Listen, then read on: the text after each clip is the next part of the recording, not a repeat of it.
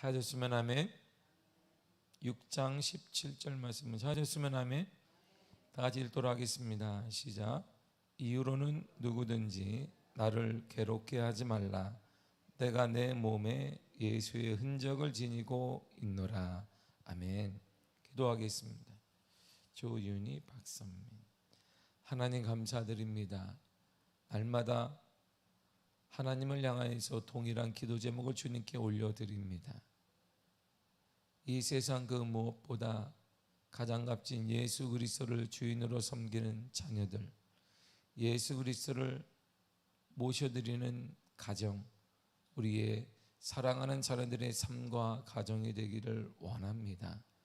주님 붙잡아 주옵시고 그 무엇보다 가장 귀한 예수 그리스도가 이들의 삶의 주인으로, 이들의 삶의 역사하는 놀라운 축복의 귀한 인도자로 역사하여 주시되 하나님의 거룩함을 경험하는 복된 자녀들, 복된 가정이 되게 하여 주옵소서. 우리 모두에게 하나님의 동일한 기도 제목을 주심으로 우리 세대보다 우리의 다음 세대, 자녀 세대에 더 큰 부흥과 더 큰 은혜가 임하는 귀한 역사를 허락하여 주옵소서. 하나님, 오늘도 우리에게 세임 주셨사오니 감사드립니다. 늘 하루의 모든 삶을 통해서도 하나님을 향한 감사, 하나님을 향한 영광, 하나님을 향한 축복의 은혜가 나타나는 놀라운 시간 하루가 되게 하여 주옵소서. 말씀이 곧 하나님이신데 하나님을 만나는 귀한 시간 우리에게 허락하심을 감사하며 예수님의 이름으로 기도했습니다. 아멘. 사도 바울은 갈라디아 교인들에게 서신을 마무리를 하면서 오늘 마무리의 내용이 자신이 괴롭다라고 말합니다. 내가 지금 처한 현실을 볼 때 내가 상당히 괴롭습니다. 그 언어로 서신을 마감을 해요.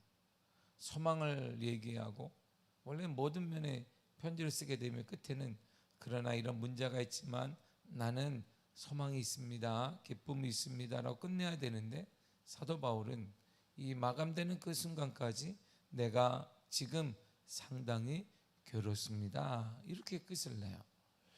다시 한번 17절을 읽도록 하겠습니다. 시작. 이후로는 누구든지 나를 괴롭게 하지 말라.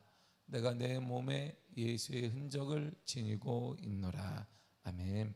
왜 바울은 괴로운가? 나를 괴롭게 하지 말라 그랬어요. 내가 괴롭단 말이에요. 사도 바울이 괴로워요. 괴로운 이유가 뭐냐면 유대주의자들로부터 받은 직접적인 폭언이나 폭력을 당한 것, 그것 때문에 괴로운 게 아닙니다. 물론 그도 많이 맞았습니다. 많이 고난 받았습니다. 쫓겨다니게 됐습니다. 그것 때문에 괴롭다라고 말하지 않았어요. 그건 하나도 괴롭지 않습니다. 바울이 괴로워하는 것은 갈라디아 교인들이 유대주의자들의 잘못된 신앙과 사상 가르침 넘어가 정신을 차리지 못하고 있는 거예요. 분열되고 있는 것입니다. 그렇게 복음을 전했고 말씀을 전해서 이들을 든든히 세워놨더니 시간이 지나고 나니까 이들 안에 분열이 막 일어나요. 그리고 선거 같은 데 넘어지는 자들이 속출하게 됩니다. 바로 유대주의자들이 얘기했던 것 때문이에요. 예수 믿는 것 다 좋은 것이지. 그런데 참다운 구원은 할례를 행해야만, 율법을 완성해야만 된다라고 그들에게 계속 얘기하니까 이들이 넘어지고 분열하는 데는 현상을 보게 돼요. 이것이 내가 가장 괴로운 것이다라고 말합니다. 이것은 부모의 마음과 같아요. 누구로부터 직접적인 배신과 모멸 등을 당하는 것은 대단히 아픈 것입니다. 우리가 사회생활하면서 배신을 당하거나 사회생활하면서 많은 사람들에게 모멸을 당하는 것 대단히 아픈 거예요. 그러나 부모의 마음을 더욱더 아프게 하는 것은 사랑하는 자녀가 잘못된 사람들의 꾀임에 넘어가 잘못된 길을 가고 정신을 차리지 못하고 있을 때 더 괴로운 것입니다. 눈에 넣어도 아프지 않았던 그 자녀가 그렇게 키워왔는데 내가 무슨 많은 공급을 했거나 많은 것을 주었거나 그걸 떠나서 모두 같은 마음으로 그렇게 자녀들을 키워왔는데 그 사랑하는 자녀가 다른 사람들의 잘못된 사람들의 꾀임에 넘어가서 헤어나오지 못하고 묶여 있을 때 부모는 대단히 아픈 것입니다. 사랑하는 자녀들이 분명히 예수 안에 생명이 있고 참된 소망이 있음에도 불구하고 예수를 따르지 않을 때 마음이 더 아픈 거야. 이처럼 바울은 갈라디아 교인들을 향해 부모의 마음과 아버지 마음을 갖고 있어서 끝까지 내가 괴롭다는 거야. 누구로부터 고난받았고 누구로부터 맞았고 폭력을 당했고 폭언을 당해서 괴로운 게 아니라, 그 차원이 아니라 이건 아무것도 아니라는 것입니다. 내가 사랑하는 그 자녀, 믿음으로 낳았던 잉태했던 그 자녀들이 이제 진리를 떠나고 예수를 떠나고 복음을 떠나는 것 때문에 괴롭다는 것입니다. 사도 바울은 이렇게 사도행전에서 얘기하고 되어 있어요. 사도행전 20장 24절입니다. 시작. 내가 달려갈 길과 주 예수께 받은 사명 곧 하나님의 은혜의 복음을 증거하는 일을 마치려 하면은 나의 생명조차 조금도 귀한 것으로 여기지 아니하노라. 아멘. 내 생명조차 귀한 것으로 여기지 않는다 그랬습니다.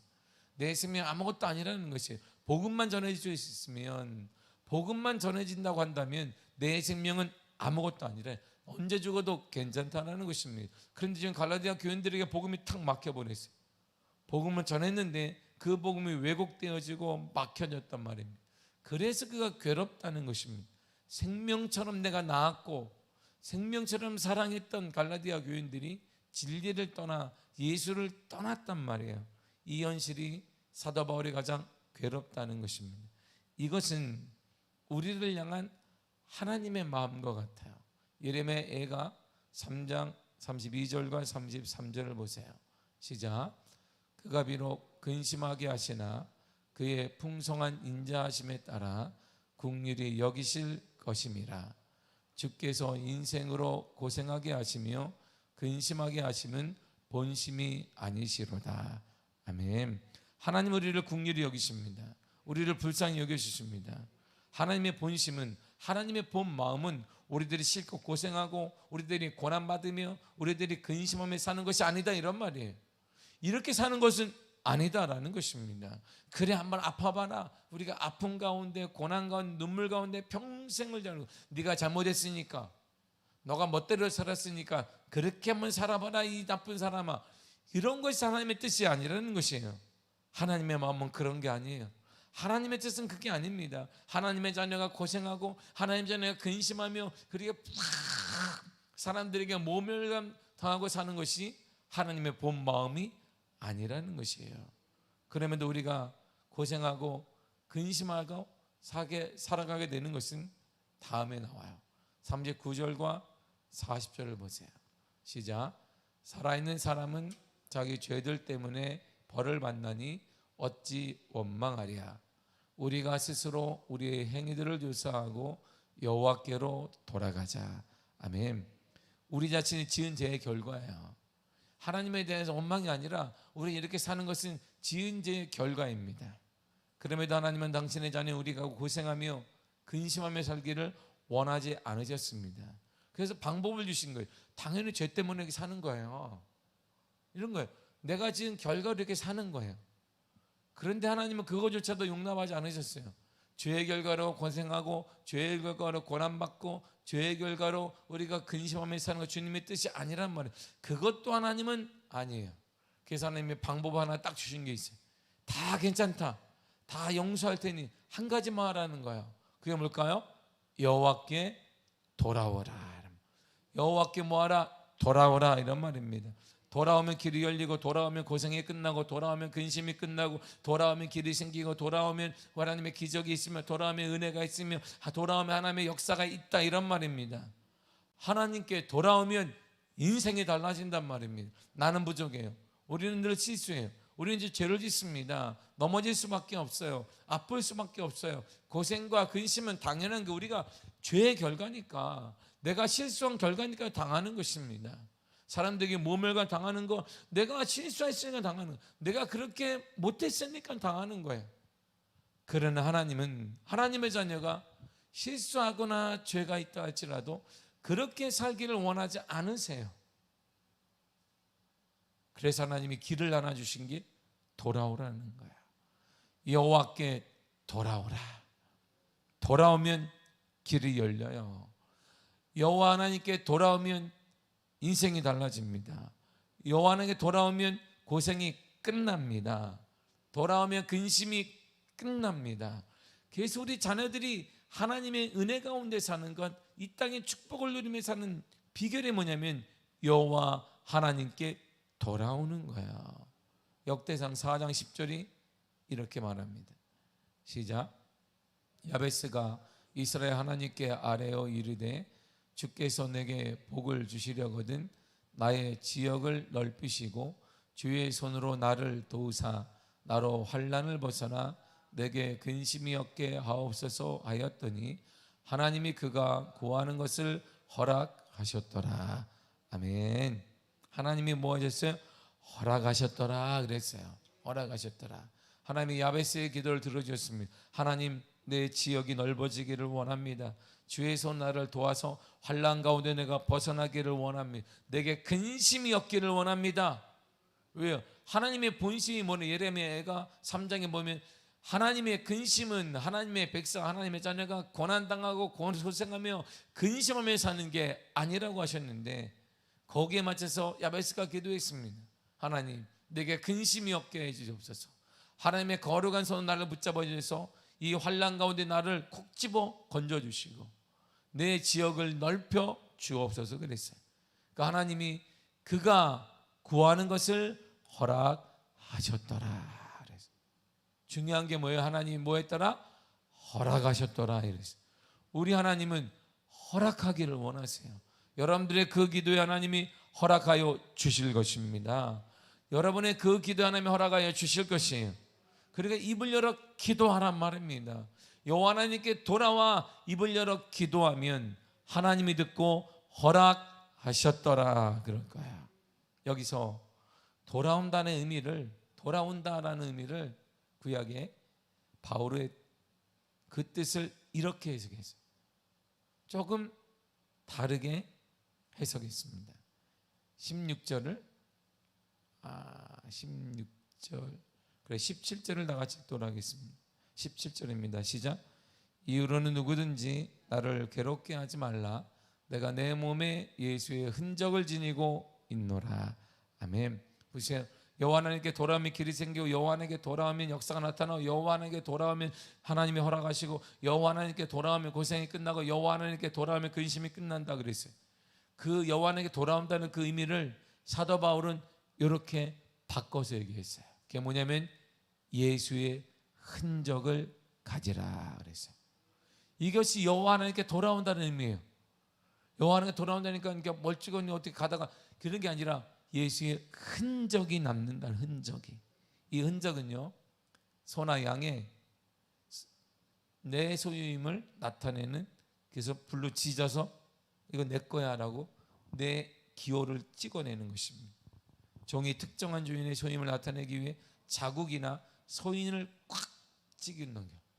그래서 소를 보게 되면 이게 누구네 손에 단번에 알 수 있는 것은 거기다가 자국을 남기기 때문에, 소인을 불로 지어서 탁 하기 때문에 평생 그 소가, 평생 그 양이 누구 건지 알게 되는 거야. 그 흔적을 지금 사도 바울이 가졌다는 거야. 나는 평생 예수님의 것이라는 거야. 나는 평생 뭐 흔들어 보고 고난이 오고 뭐에 나는 예수님 것이라는 거야. 어떤 환경에 처하든 유라굴라 강풍을 만나든 뭐 매를 맞든 영광을 누리든 뭐하든 나는 누구의 평생 예수님의 것이다 이런 말이에요. 바울에게 있어 예수의 흔적은 복음을 전파하는 가운데 예수님 이름 때문에 얻게 된 수많은 고난의 흔적을 의미합니다. 수많은 고난이 있다는 거예요. 주님 때문에 받았던 수많은 고난이 이것이 예수의 흔적이에요. 사랑하는 성도 여러분, 우리는 자녀들 때문에 수많은 고생을 합니다. 그 흔적이 아니에요. 우리는 나의 더 잘 살기 위해 수많은 고생을 합니다. 그 흔적 아니에요. 예수 때문에 고난받았고 복음 전하는 것 때문에 고난받은 흔적이 있느냐는 거야. 이것이 예수의 흔적입니다. 예수의 흔적이에요. 이것이. 사도 바울은 수많은 육체적 고난으로 인해 실제적으로 몸의 흔적이 그는 많았습니다. 평생 죽을 때까지 사도 바울에게는 몸의 흔적이 많았어요. 그 이유가 그가 이런 고난을 받았기 때문이에요. 고린도 11장 22절에서 27절 길지만 다 같이 읽겠습니다. 시작. 그들이 히브리인이냐 나도 그러하며 그들이 이스라엘인이냐 나도 그러하며 그들이 아브라함의 후손이냐 나도 그러하며 그들이 그리스도의 일꾼이냐 정신없는 말을 하거니와 나는 더욱 그러하도다. 내가 수고를 넘치도록 하고 옥에 갇히기도 하고 더 많이 매도 수없이 맞고 여러 번 유대인들에게 40에서 하나 감한매를 5번 맞았으며 3번 태장으로 맞고 1번 돌로 맞고 3번 파손하고 일주야를 깊은 바다에서 지냈으며 여러 번 여행하면서 강의 위험과 강도의 위험과 동족의 위험과 이방인의 위험과 시내의 위험과 광야의 위험과 바다의 위험과 거짓 형제 중에 위험을 당하고 또 수고하고 애쓰며 여러 번 자지 못하고 줄이며 목마르고 여러 번 굶고 춥고 헐벗었노라. 아멘. 보세요. 사도 바울의 몸에는 그냥 흔적이 많아요. 토록 맞은 흔적, 고문당한 흔적, 칼에 베인 흔적. 무엇 때문에? 예수를 전하다가 받은 거예요. 이것이 사도 바울이 얘기한 흔적입니다. 내가 잘 살기 위해, 자녀에게 더 물려주기 위해 그런 것이 아니라 오직 나를 통해 복음이 전해지어지고 나를 통해 영혼이 살아나고 나에게 준 달란트를 통해 영혼의 구원의 역사가 일어나도록 하기 위해서 수많은 고난을 당한 거예요. 그러니까 그가 몸을 보면 그냥 흔적으로 가득 차 있는 것입니다. 예수님 때문에 칼에 맞고 예수님 때문에 고난 받고 예수님 때문에 매를 맞고 예수님 때문에 머리부터 발끝까지. 그는 그러지 않아도 되는데 그는 경제적인 부를 누린 가정에 살았고 그는 많은 것을 배웠던 사람이고 그는 가만히 놔뒀으면 최고의 법관이 됐을 그 사람인데 그는 예수님 때문에 그런 모든 흔적이 있는 거예요. 고난과 아픔과 고통과 눈물이 있는 것입니다. 이것이 사도 바울이 얘기한 예수의 흔적이에요. 이것이 사도 바울을 사도 바울 되게 만들었고 이 흔적을 가진 사도 바울이 가는 곳곳마다 기적이 일어나고 역사가 나타나고 죽은 자가 살아나고 하나님의 복음의 역사가 전파돼서 복음이 이방 땅에 전해지고 그 사도 바울을 통해 복음이 아시아에, 복음이 유럽으로 전해지는 놀라운 역사가 일어나게 된 것입니다. 이런 박해 속에서도 사도 바울은 끝까지 예수 그리스도를 붙잡았고 평생 복음을 전한 귀한 삶을 살았습니다. 이것이 사도 바울이 가진 예수의 흔적이에요. 그러니까 어떻게 배교나 어떻게 등을 돌리겠습니까? 평생 주 안에 살고 주님 때문에 기뻐하고 주님 때문에 소망을 누리고 우리가 찬양하듯이 주와 같이 길 가는 것 즐거운 일 아닌가. 주님과 함께 가는 게 기쁜 거예요. 바울이 소유한 예수의 흔적은 예수의 고난에 참여함으로 얻은 거룩한 증표입니다. 사랑하는 성도 여러분, 우리에게도 예수의 흔적이 있어야 됩니다. 예수의 고난에 참여함으로 얻은 거룩한 증거가 있어야 되는 것입니다. 이것이 여호와 하나님께 돌아오는 표식이, 여호와 하나님께 돌아오면 길이 열리고 여호와 하나님께 돌아오면 기적이 나타나고 여호와 하나님께 돌아오면 고생이 끝나고 여호와 하나님께 돌아오면 근심이 끝난다라고 하셨는데 거룩한 표식이 그 여호와 하나님께 돌아온다는 뜻이 뭐냐? 표식을 가진 거예요. 이렇게 예전에 암행어사 같으면 사또나 그 지방의 사람들이 다 쩔쩔맸단 말입니다. 뭐 하나 가지고 임금이 준 표 하나, 암행어사라는 그 표 하나, 이 표 하나가 지방의 관리들을 쩔쩔매게 만들었습니다. 예수의 흔적을 갖게 되면 이 땅을 살아가는 동안 작은 표 하나를 가지고도 이 지방 전체를 다스리는 힘을 가졌는데 우리가 받았던 이런 표가 아니라 예수의 흔적을 우리가 고난당할 때, 어려움 당할 때, 문제가 있을 때, 근심하게 될 때, 고생하게 될 때 예수의 흔적을 우리가 딱 보여주는 순간 악한 영은 떠나가게 될 것입니다. 어둠의 영은 떠나가게 될 것입니다. 그러므로 우리에게 가장 큰 승리의 비결이 뭐냐? 예수의 흔적이에요. 갈라디아 교인들이 그걸 말하는 것입니다. 나도 예수의 흔적이 있지 않느냐? 그 예수의 흔적을 우리가 나누었지 않느냐? 너희들의 예수의 흔적은 어디 갔느냐? 주님 때문에 고난당하고 주님 때문에 많은 유대인들의 잘못된 시각도 이겨냈던 갈라디아 교인들이 어느새 유대인들 앞에 쩔쩔매어지고 유대인들의 눈밖에 날까봐, 유대인들의 사상이 벗어날까봐 진리를 저버리는 일을 바라보면서 사도 바울이 아파하고 있는 것입니다. 우리가 현실이에요. 우리 현실을 보세요. 이 세상 사람들의 눈에 어긋날까봐, 이 세상 사람들의 성공이라는 굴레에서 벗어나게 될까봐, 누리지 못하게 될까봐 우리는 세상의 눈치를 봐요. 하나님의 눈치를 보는 게 아니고. 그래서 우리가 점점 흔적이 없는 거예요. 그래서 어둠이 닥치고 고난과 고생이 생길 때, 문제가 생길 때 예수 흔적을 암행어사가 패를 딱 보여줘야 되는데, 사단에게 딱 보여줘야 되는데 흔적을 우리가 내밀 흔적이 없는 거예요. 내밀어야 되는데 흔적이 예전에 했던 흔적이 희미하게 남아있거나, 그게 예수의 흔적인지 아닌지 너무 희미하거나 구분되지 않는 그러한 확신 없는 걸 내밀기 때문에 사단이 우리를 장난하고 있는 것입니다. 사랑하는 성도 여러분, 예수의 걸어간 흔적이 남기를 축복합니다. 여호와 하나님께 돌아오기를 바랍니다. 여호와 하나님께 돌아온 지 예수의 흔적을 가진 자는 하나님 나라의 방법으로 사는 거예요. 이 땅에 살지만 우리는 하나님 나라의 방법인 믿음의 방법으로 사는 것입니다. 하나님 나라의 방법으로, 하나님 나라의 사고로 사고하는 것입니다. 이 땅에 살아가는 동안 이 땅의 모든 이치를 하나님의 시각과 하나님의 성품과 하나님의 눈으로 바라보고 살아가는 것입니다. 믿음으로 평가하는 것, 믿음으로 바라보는 것입니다. 우리의 문제 가운데, 우리의 여러 가지 환경 가운데 오직 하나님의 생각이 무엇인지, 하나님의 뜻이 무엇인지, 내가 믿음으로 어떻게 해야 되는지를 대처하며 살아가는 것입니다. 이 땅에 이 세대를 본받지 말라고 하셨습니다.